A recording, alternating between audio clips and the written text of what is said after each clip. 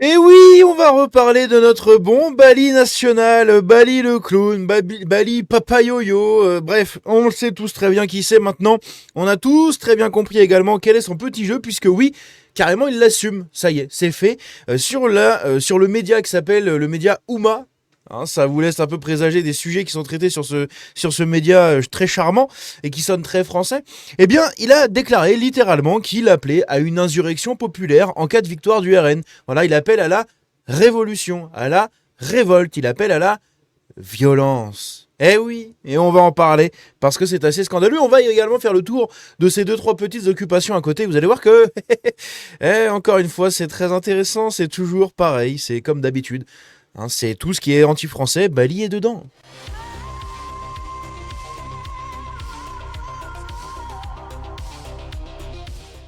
Alors, ici, on a l'extrait, du coup, où il appelle un peu à la révolte, à la révolution, à l'insurrection, à tout ce que vous voulez. Mais avant ça, on va se concentrer sur d'autres petits trucs, d'accord? Notamment, le point ici très intéressant, également, c'est celle-là. Il a fait une célébration à Saint-Denis, je vous passe la musique, je vous laisse seulement les images. Une célébration à Saint-Denis pour célébrer les 20 ans de la rue qui s'appelle Moumia Abou Jamal. C'est une rue qui rend hommage à Moumia Abou Jamal. Qui est Moumia Abou Jamal? C'était le premier. C'était un journaliste, hein, peut-être même le premier journaliste noir à l'époque, qui s'est très très engagé dans justement l'émancipation des Noirs, etc. aux États-Unis. Il a été condamné en 1982 pour un meurtre d'un officier de police, l'officier de police Daniel Faulkner, et c'est devenu un peu le mouvement, c'est devenu un peu le symbole d'un mouvement de résistance des Noirs, notamment dans les trucs des journalistes. C'était un membre ici, donc comme vous le voyez, des Black Panthers. Hein, c'est intéressant. Je vais vous lire la biographie de ce monsieur. Donc, Moumia Abou Jamal, né Wesley Cook le 24 avril 54 aux États-Unis, donc, est un journaliste, écrivain et activiste afro-américain, ancien membre des Black Panthers et président de l'association philadelphienne des journalistes noirs. Il est largement reconnu internationalement comme symbole de la lutte contre la peine de mort et les injustices raciales dans le système judiciaire américain. Il est incarcéré depuis 82 pour le meurtre de l'officier de police Daniel Faulkner à Philadelphie, une condamnation qui fait l'objet de vifs débats. Après avoir été condamné à la peine capitale en 82, sa sentence a été annulée par un tribunal fédéral en 2001 pour irrégularité procédurale. En 2011, il a accepté un accord plaidant coupable à une peine de réclusion à perpétuité sans possibilité de libération conditionnelle. Voilà qui est ce charmant monsieur. Également ici, vous avez la tête de ce charmant monsieur. Il sent bon la paix. Hein, dis donc, tu te sens en paix avec un activiste comme ça dans ton pays, c'est magnifique. Bref. Et donc, à Saint-Denis, ce qu'il y a eu, c'est qu'il y a eu du coup une rue qui a été nommée comme ça il y a 20 ans. Voilà. Ça devait être du coup en 2006, tout simplement. Et donc, comme par hasard, notre Obama français tombe maire au même moment des 20 ans. Donc évidemment, il en a profité pour faire un discours, pour parler justement que ouais, c'est le premier maire noir d'une grande ville d'Île-de-France, il représente la ville et la communauté, blablabla, bla bla, et le racisme d'État, c'est inadmissible, et blablabla. Bla bla. Bon bref, de la victimisation comme d'habitude, etc. Mais toujours très intéressant de voir dans quel mouvement et dans quels événements se mélange notre bon Bali, puisque on le verra pas au canon français. Par contre, dans un truc comme ça, là oui, il va être présent. À côté de ça ici, je vous mets un extrait qu'on va pas écouter parce que Manuel Bompard, je n'en peux plus. J'en peux plus de l'entendre. Ça dure 3 minutes. Hein, c'est 3 minutes à écouter Manuel Bompard. Je vous le mettrai dans l'onglet description, dans la vidéo, enfin dans l'onglet source, hein, dans le petit truc source, dans la description. Si jamais vous voulez aller checker cet extrait autour de Manuel Bompard, justement, qui parle de ce qu'ils feront quand la LFI arrivera au pouvoir, ce qu'ils feront du coup contre le racisme d'État. Parce qu'apparemment, il y a un racisme d'État. Enculé, c'est plutôt le racisme contre les blancs. Ouais, là je veux bien. Parce que le racisme d'État contre les autres, mec, je sais pas dans quel pays tu vis encore, mon bon Manu, mais bref, hein, arrête de te fouetter, de te flageller le soir parce que t'es blanc, d'accord? Sois fier de ta couleur. Trou de balle, va. Bref, Ici, on a Bali Bagayoko, encore une fois, qui est en promenade. Et je vous ai dit, hein, c'est les aventures de Martine. Hein, Bali Bagayoko, c'est les aventures de Martine.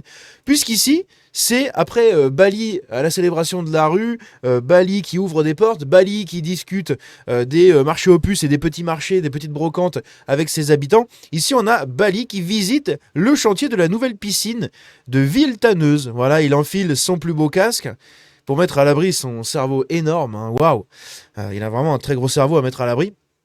Il enfile ses bottes et il fait rien.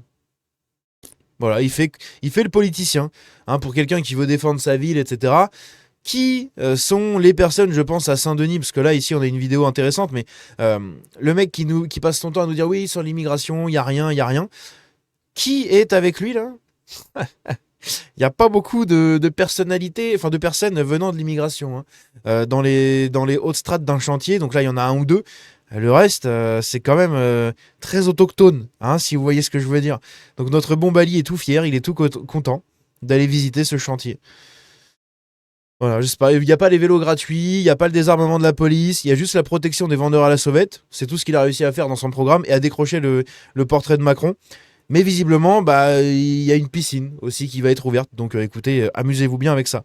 Bref, voilà les petits extraits que je voulais vous montrer sur Bali. Maintenant, on va pouvoir passer au truc croustillant d'aujourd'hui. C'est cet extrait-là, où il appelle à une insurrection si le RN gagne les présidentielles. Écoutez ça.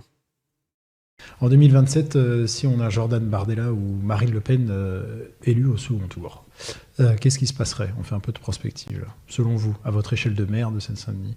Il n'est pas possible, si l'on dit bien qu'il y a celles de ceux qui se rangent du côté, en fin de compte, de valeurs qui sont en opposition aux valeurs de la République, ce qu'est l'extrême droite, et celles de ceux qui sont les tenants en fait, de la République, et donc des valeurs fortes, notamment y compris à gauche et chez les écologistes, avec l'ensemble de la force de masse qu'il y a derrière, moi j'ai l'intime conviction que la population est capable de se lever.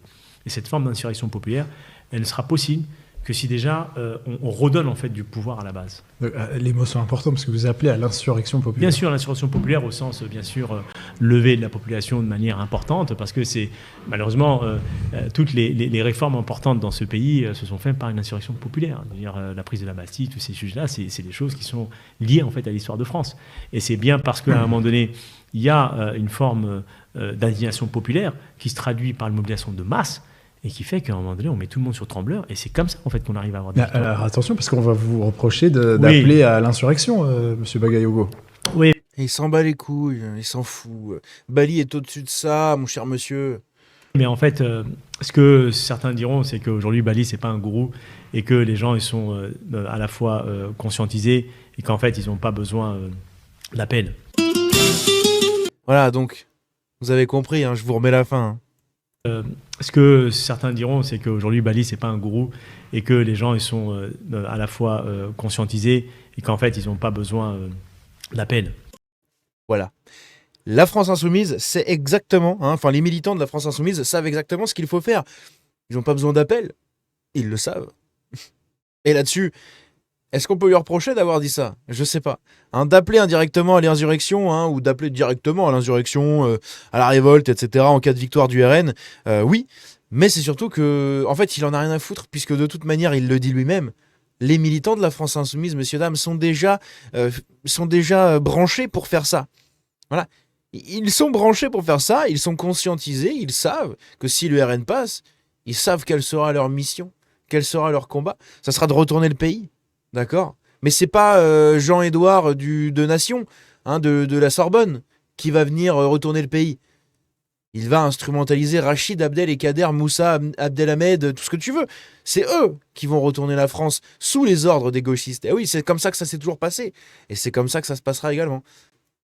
Ça va être très intéressant en 2027, les amis. Ça va être très intéressant. Et encore une fois, c'est un déni de démocratie. Quand tu as un parti qui est majoritaire en France, d'accord, qui rafle 30-40% des voix en France sur un seul parti, c'est quand même 30-40% de la population. Du coup, ça représente quand même 30-40% de la population sur des millions et des millions de voix. On peut représenter une échelle de la population. Donc, mon cher Bali, il s'oppose à tout ça. Il s'oppose à la démocratie, il s'oppose à la voix du peuple, il s'oppose à la représentation du peuple. Lui, ce qui compte, c'est lui et ses copains. Ils peuvent être 10 contre 3000, c'est les 10 qui doivent être au-dessus des 3000. Parce que si les 10 sont en dessous, il va pleurer. et il va pleurer très longtemps, partout et très fortement. Eh oui. Et c'est ce qui va se passer en 2027 encore une fois. Bref, n'hésitez pas à me dire ce que vous en pensez dans les commentaires. Encore une magnifique prise de parole de notre bon Bali Bagayoko, messieurs, dames. Bravo à French Carcan pour ce clip. Et on se dit à la prochaine. Prenez soin de vous. Et faites attention à vous. Préparez-vous pour 2027. Ça va être sport.